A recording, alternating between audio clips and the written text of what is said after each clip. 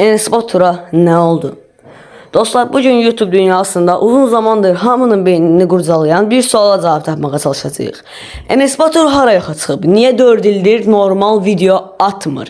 Və niyə son vaxtlar paylaşdığı o qəribə al bənzər görüntülər hamını çaşdırır? Baxın, bu sadəcə bir fasilə deyil. YouTube tarixində nadir rast gəlinən tam fərqli bir susqunluq modeli gördük. Və bu susqunluğun arxasında düşündüyümüzdən də daha böyük bir səbəb var. Mən oturduğum son 4 il ərzində Enes Batur'un bütün paylaşımlarını, hərəkətlərini, aktivliyini, sosial media ritmini analiz etdim. TikTok'da, Instagram'da, YouTube'da etdiyi qəribə hərəkətlər, ani paylaşımlar, al görüntüləri, mənasız qısa videoları hamısını bir-bir araşdırdım. Çünki YouTuber 4 il boyunca normal kontent paylaşmır. Amma ara sıra belə qəribə süni, hətta bəzən heç nəyə bənzəməyən görüntülər paylaşırsa, bu təsadüf değil. Bu neyse başlanğıcıdır veya neyse bitişi. Enes Batur'un son real videosu təxminən 4 il əvvəl gəldi. O vaxtlar trendin kralı idi. Hər videosu milyonluq izlənirdi. Filmlər, klublar, challenge'lar, hər şey zirvədə idi. Amma sonra qəfil sustu. Sanki bir gün oyandı və dedi: "Mən artıq əvvəlki Enes deyiləm." İzləyicilər gözləyirdi, aylar keçdi, illər keçdi, amma geri dönmədi. Hətta ən sadiq izləyiciləri belə yazmağa başladı: "Enes, hardasan? Niyə əvvəl kim deyilsən?" Bu suallar get-getə daha da çoxaldı. Və sonra bir şey başladı. Profilində qeyri-adi videolar peyda oldu. Alvarı görüntülər, fərqli anlaşılmaz ifadələr, sanki kimisi onun adına paylaşım edirdi. Sanki bir mesaj verilmək istənilirdi, amma açıq deyilmirdi. Mən bu paylaşımları analiz etdim.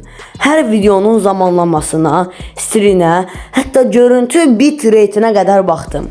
Və gördüm ki, bunların çoxunu al ilə yaradılmış materiallara bənzəyir. Bunun ya texniki test olduğunu, ya da yeniləmə prosesinin bir parçası olduğunu göstərir. Hətta daha da maraqlısı, sosial media algoritmləri göstərir ki, Enes son aylarda fəaliyyəti yavaş-yavaş artırmağa başlayıb. Bu da YouTube'da ən böyük geri dönüşə hazırlıq ola biləcəyini deyir.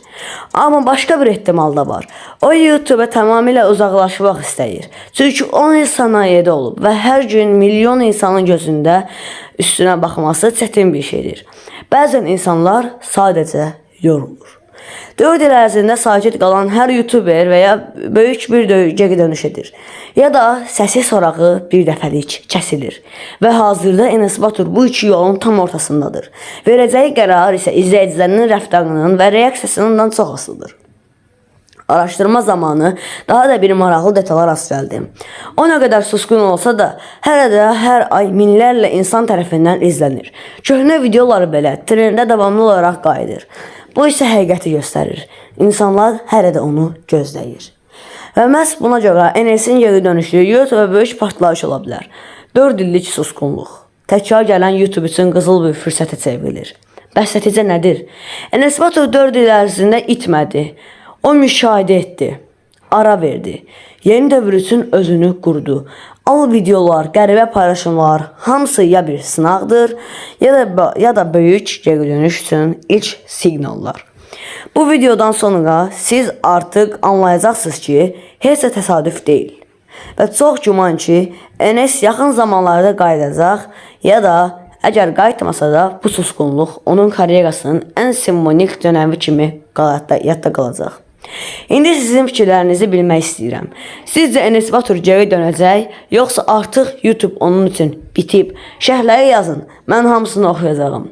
Bir videonda sona çatdıq. Kanala abunə olmağı, videolara qatmağı unutmayın. Sağ olun, növbəti videoda görüşərik.